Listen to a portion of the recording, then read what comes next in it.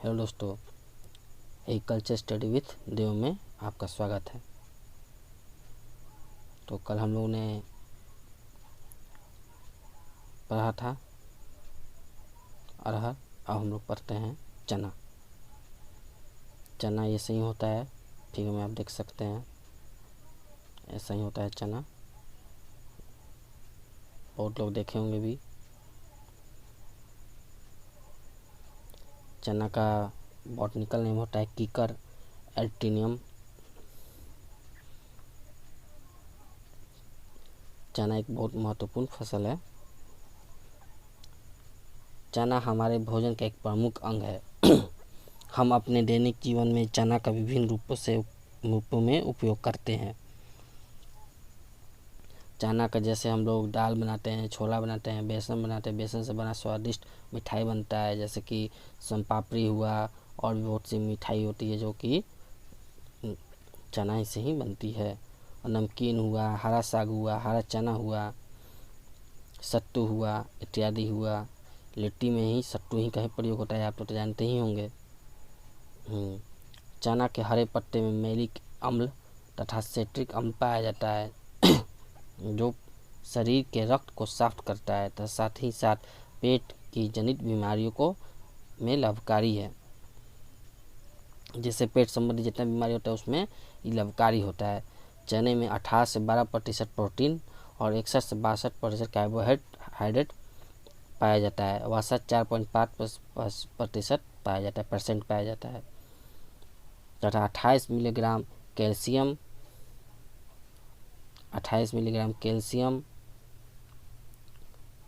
31 milligram phosphorus, 12.3 milligram लोहा प्रति 100 ग्राम में पाया जाता है।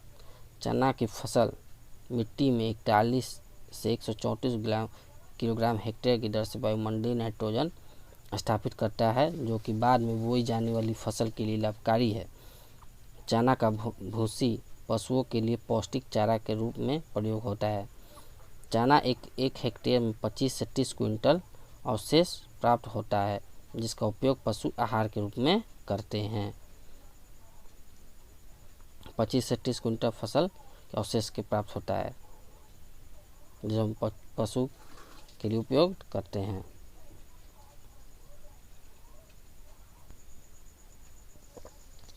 उत्पत्ति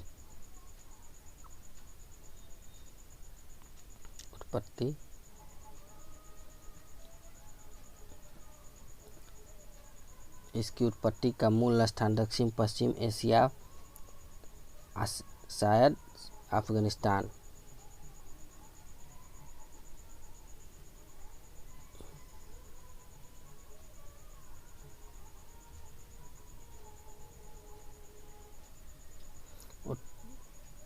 वितरण एवं क्षेत्र।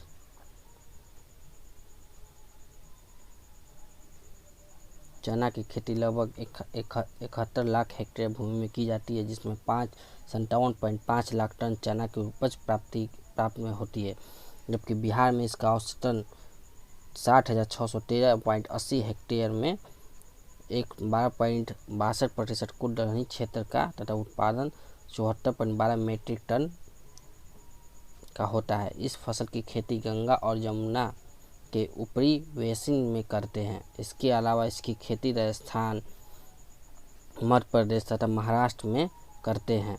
बिहार में इसकी खेती मुख्यतः पटना, भभुआ, गया, रोहतास, औरंगाबाद, भोजपुर, लखीसराय, नालंदा, भागलपुर, जहानाबाद में करते हैं। ताल क्षेत्रों में चना की खेती हेतु सर्वोत्तम है, मतलब जहाँ ये निचला भूमि होता है उसके लिए सर्वोत्तम है। मिट्टी एवं जलवायु।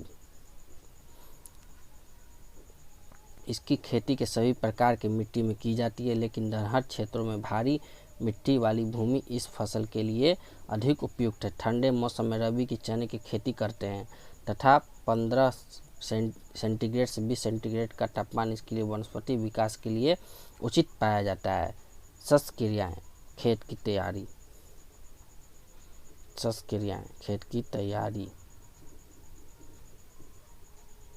खेत की तैयारी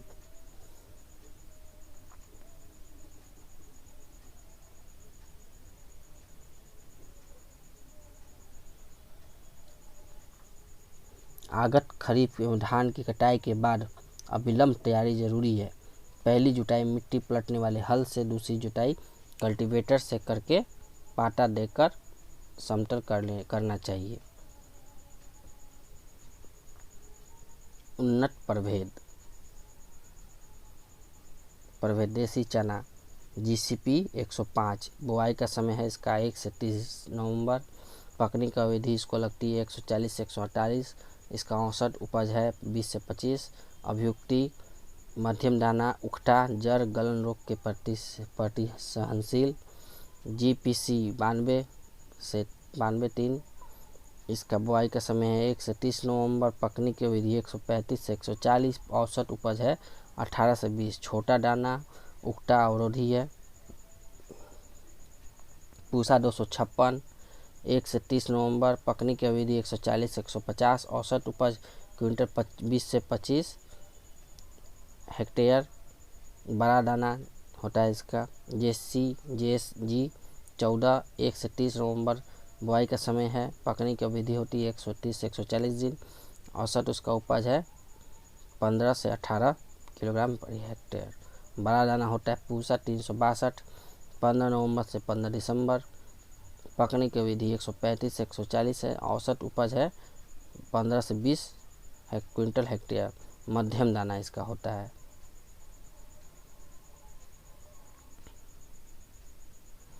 PG 186 इसका 15 नवंबर से 15 दिसंबर होता है। पकने की अवधि 135 से 140 दिन। प्रति क्विंटल 18 से 20। मध्यम दाना, फली छेदक, फटी सहनशील होता है। पूसा 372 15 नवंबर से 15 दिसंबर में इसका करते हैं। पकने की अवधि है बुआई है 8। पकने की अवधि 130 से 140 है। 15 से 18 प्रति क्विंटल मिलता है। इसका छोटा दाना, फली छेदक, उकठा और गलन के प्रति सहनशील होता है। ये काबुली चना है शुभ्रा 15 अक्टूबर से 15 नवंबर। 135 से 145 दिन में होता है। 18 से 20 बड़ा प्रति क्विंटल होता है। बड़ा दाना है। VG 1053 है।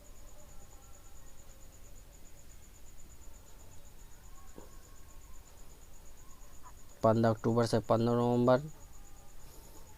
बुआई का समय है 140 से 145। पकने की अवधि है 12 से 15 प्रति हेक्टेयर। उकठा रोग के प्रति ये सहनशील होता है।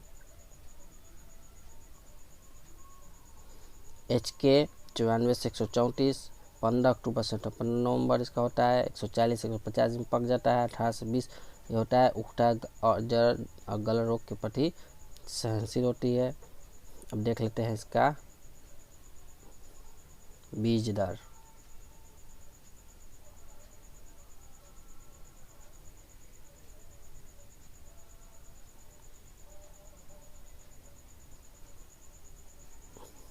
देसी चने के लिए बीज दर 75 से 80 किलोग्राम प्रति हेक्टेयर। बड़े दाने काबुली चने के लिए बीज दर 100 किलोग्राम प्रति हेक्टेयर करना चाहिए। बीजों उपचार देख लेते हैं।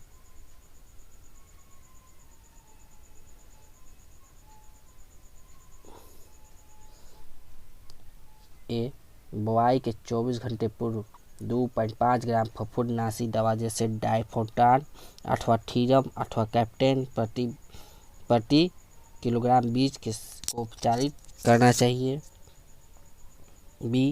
कजरा पिल्लू से बचाव हेतु क्लोरफिरीपॉस 2 इसी कीटनाशक दवा का उपचारित बीज के बुआई ठीक पहले अनुशंसित रोजोबियम कल्चर के PSC/PH उपचारित बुआई करें। उकठा के प्रति प्रभावित क्षेत्रों में बीज ट्राइकोडर्मा से उपचारित अवश्य करें।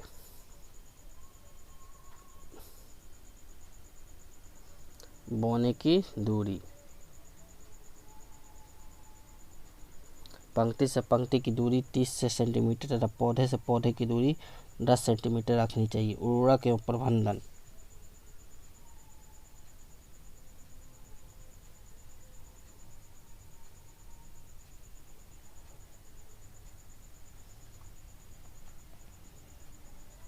बोने की दूरी पंक्ति से पंक्ति 30 सेंटीमीटर तथा पौधे से दूरी 10 सेंटीमीटर रखनी चाहिए। उर्वरक प्रबंधन 20 किलोग्राम नाइट्रोजन, 40 से 50 किलोग्राम सल्फर, 100 किलोग्राम DAP प्रति हेक्टेयर के दर से प्रयोग करना चाहिए। उर्वरकों की मात्रा बुआई के अंतिम जुताई के एक समान रूप से खेत में मिला देना चाहिए।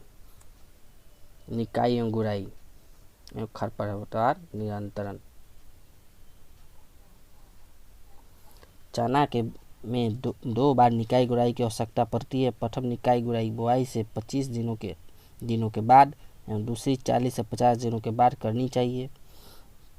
रासायनिक विधि से खरपतवार नियंत्रण के लिए पेरामिथिलिन TCC 3 लीटर प्रति हेक्टेयर के दर से बुआई उपरांत अंकुरण पूर्व छिड़काव करना चाहिए। सिंचाई प्रबंधन। साधारणतः दलहनी फसलों को कम जल की आवश्यकता होती है। नमी के कारण स्थिति एक सिंचाई बुआई से 40 से 50 दिनों बाद करनी चाहिए। मिश्रित खेती।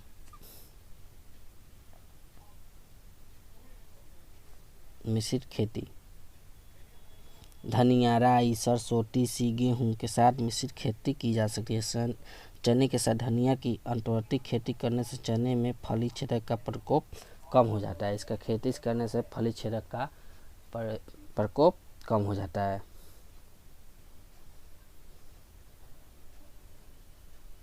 कीट के बारे में देख लेते हैं।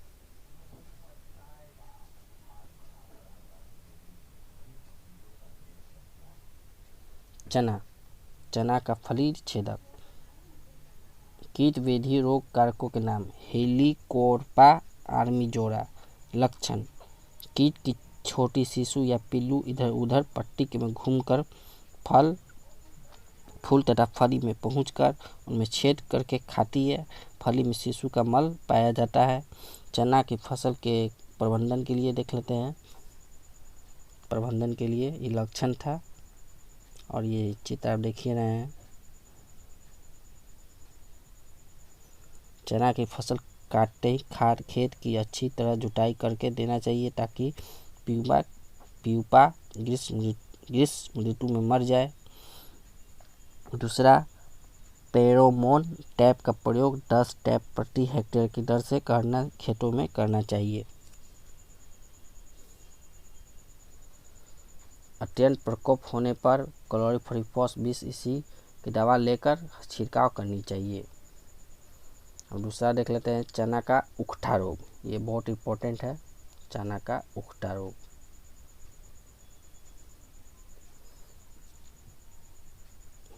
फ्यूजेरिस ऑक्सीपोरिस रोग ग्रसित पौधे की पत्तियां पीली पड़ जाती है। पौधे मुरझाकर झुक जाती है। सवंतिम पौधा के तने मुख्य जड़ के बीच से चीरने पर गहरे भूरे काले रंग का धारी दिखाई पड़ता है। देख लेते हैं इसको बचाव कैसे करना है। गर्मियों में खेत की गहरी जुताई करनी चाहिए। खेत के तैयार करते समय गोबर की खाद 5 टन प्रति हेक्टेयर की दर से प्रयोग करना चाहिए। बुआई से पूर्व 1 ग्राम बेविस्टिन कवकनाशी ट्राइकोडर्मा चूर्ण द्वारा प्रति किलोग्राम बीज दर से बीज उपचार करना चाहिए। यही है चना का उकठा रोग।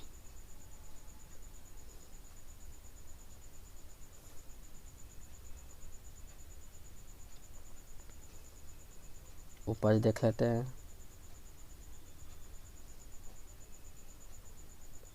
उचित प्रबंधन अंतर्गत देसी चना की उपज 115 से 25 क्विंटल हेक्टेयर की काबुली चना का 112 से 20 क्विंटल हेक्टेयर की दर से प्राप्त कर सकते हैं। कटाई एवं दौनी एवं भंडारण।